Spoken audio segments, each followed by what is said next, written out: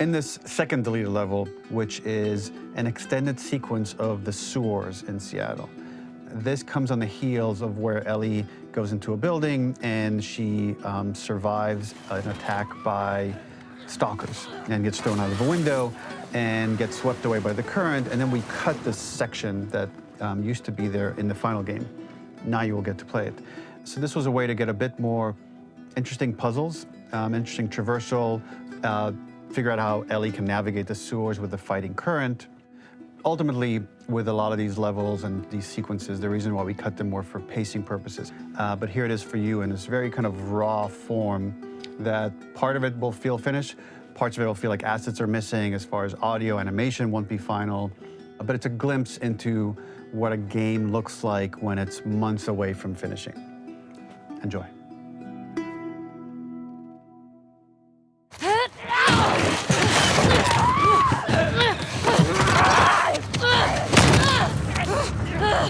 Weg von mir!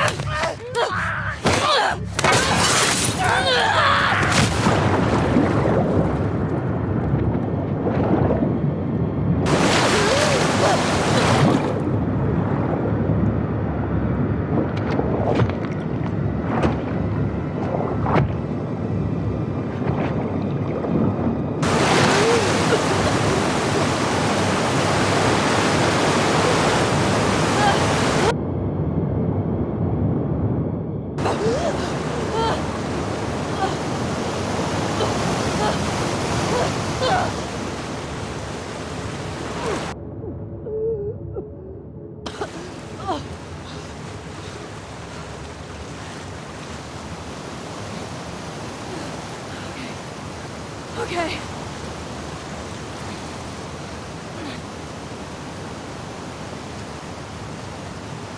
Verdammte Seattle. Okay. Wo zur Hölle bin ich?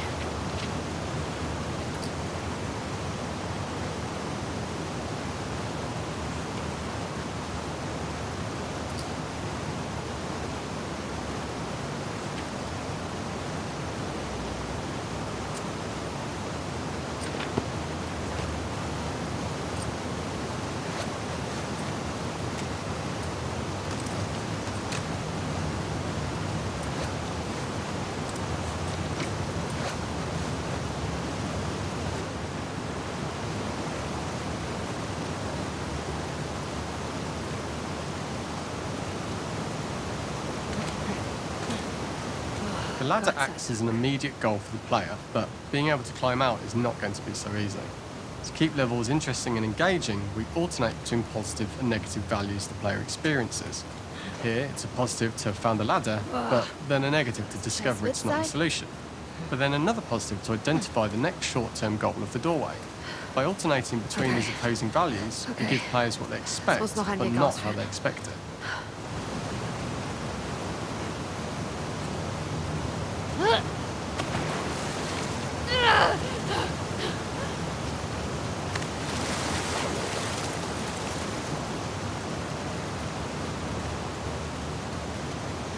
This level, internally known as Find Nora, was quite long in duration as we had to make Ellie traverse a far distance to the opposite side of downtown Seattle. The sewer section was originally longer than what we released the game with, approximately 10 minutes more. This was one of the few areas of the game that used water flow as part of a traversal puzzle. The player has to go upstream to use the current to get to the platform to reach the other side. We mostly cut this mechanic game wide, however it remained in essence in the section swimming to the aquarium at Ellie when you were avoiding the waves. So.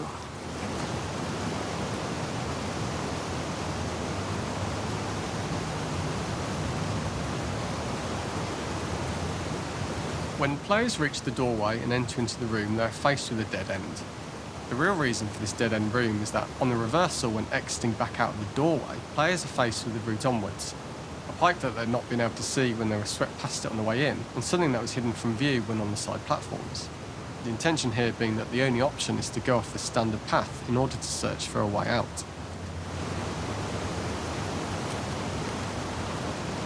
Was haben wir hier?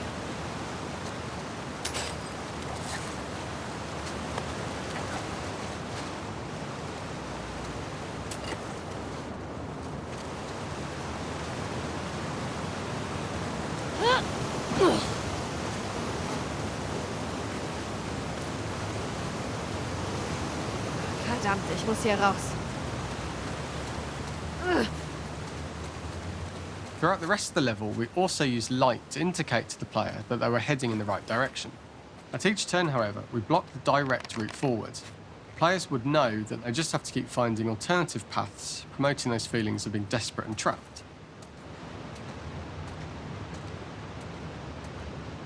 We slowly introduced the player to consider climbing into smaller pipes and crouching in these tight spaces. This is to slowly build up to, and encourage, the player to climb into such a small pipe that they'd have to be crawling on their stomach, which is something that the player previously may not have recognised as a playable space, let alone the desired route they need to take. Hoch und raus. Immer weiter hoch und raus.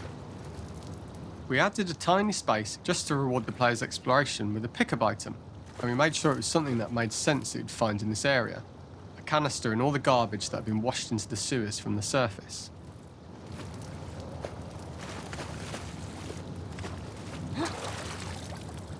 We loved the idea of making Ellie prone through a tiny, dirty pipe in order to get out, as it was a great opportunity to use our prone mechanic. A unique camera setup was created to support crawling in these pipes, as the standard prone camera is much higher above the player. We also created custom collision in order for Ellie to manoeuvre in these tight spaces easily. Initially, the oblong collision capsule around her character caused issues crawling around corners. We put extra effort into the custom corner collision, so the movement experience is as smooth as the main game. Fuck. Okay. Nicht.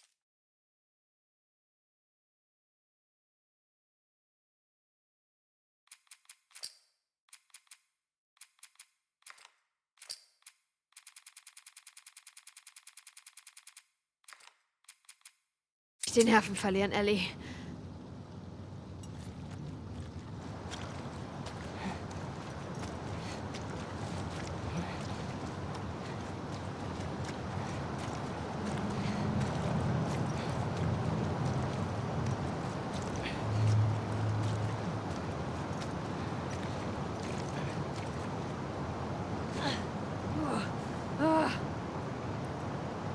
In order for the player to feel cramped, claustrophobic and desperate, we'd been enforcing the traversal mechanics that allow for a tight environment which promote these feelings.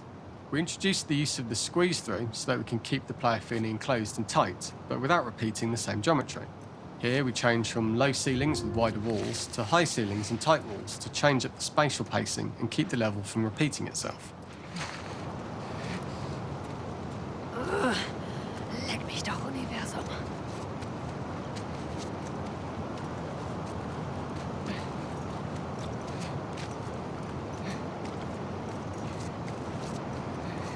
Das wäre echt ein beschissener Ort zum Sterben.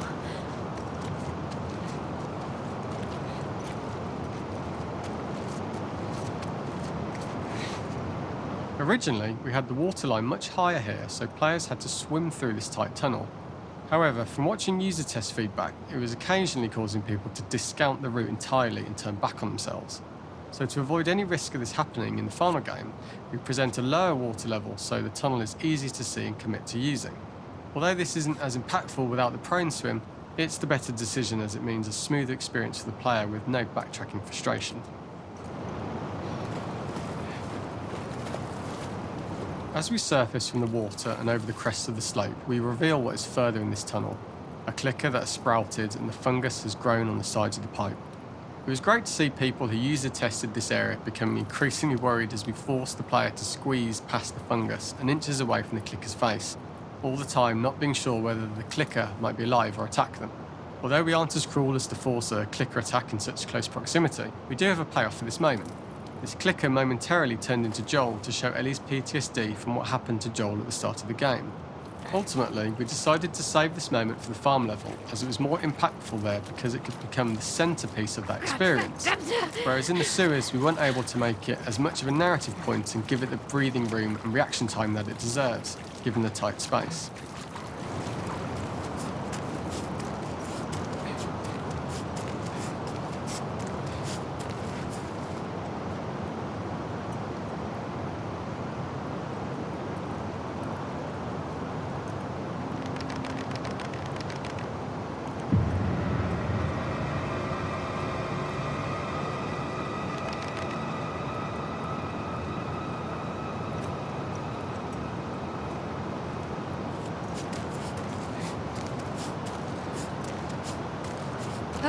Scheiße.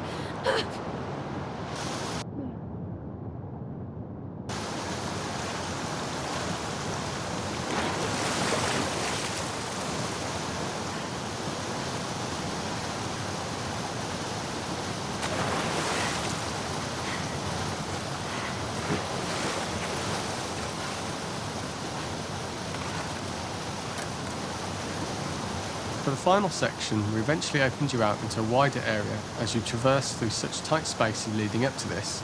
So changing the environmental pacing makes it begin to feel like we're coming to the end of Ellie's ordeal. An earlier iteration used the current that we'd shown at the start for a slightly tougher traversal puzzle to conclude the sewers. The ladder was clearly visible from most of the area, but the player was faced with a fast-flowing torrent of water they couldn't cross. If the player attempted to jump into the water, they were not able to swim across the ladder due to the water's speed.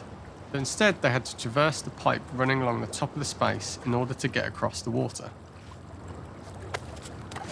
This is the first time we get to see stalkers that are embedded into the walls. So this optional room is a nice little early extra that the player gets if they explore. We also use the pickups to lure players over to be close enough to trigger the stalker's attack. This caused quite a few jump scares with user testers who played our game before its release.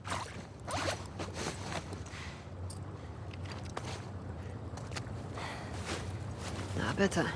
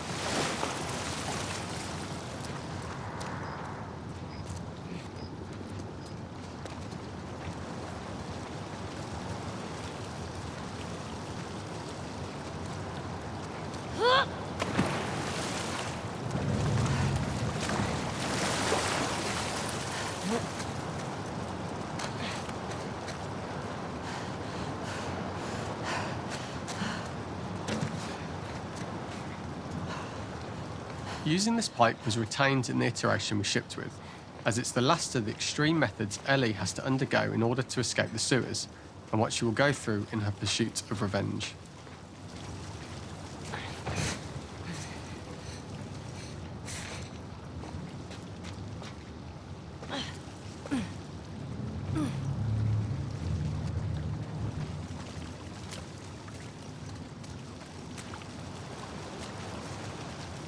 The last ladder climb is quite lengthy, and although we could have trimmed it down to a shorter climb, we liked how this last segment of the journey built anticipation for whether there was success at the top or not after all you've been through.